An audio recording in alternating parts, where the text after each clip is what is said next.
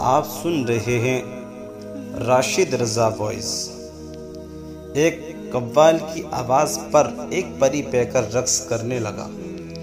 جیسا ماحول تھا اس طرح کا رنگ اس پہ چڑھ گیا اور اہل محفل پہ غضبناک ہونے لگا کہ تمہاری وجہ سے مجھ پر بھی مستی چڑھ گئی ہے۔ دوستوں میں سے ایک نے کہا، کوئی بات نہیں، تیرا تو صرف دامن ہی جلا ہے، جبکہ تیرے حسن کی آگ نے ہمارا تن من جلا دیا ہے۔ عاشق خود ہی کا دم نہیں مارتے، کیونکہ محبوب کے سامنے خود ہی شرک ہے۔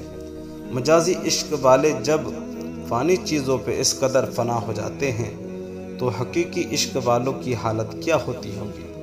اس غم کے دیوانے بھی کیا خوش نصیب ہیں جو زخم دیکھیں یا مرہم۔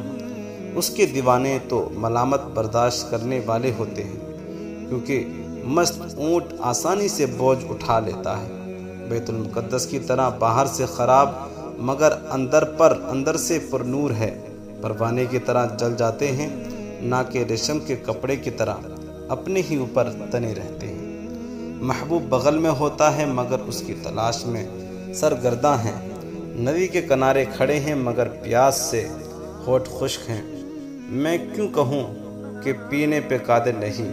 بات دراصل یہ ہے کہ گویا نیل کے ساحل پر استقاء کے مریض کی طرح ہے، جو جتنا بھی پانی پیتا جائے اس کی پیاس ختم نہیں ہوتی۔ دوستو، حکایت پسند آئی ہے تو چینل کو سبسکرائب کریں اور بیل کون کو ضرور دبائیں۔ کومنٹ میں اپنی رائے ضرور پیش کریں۔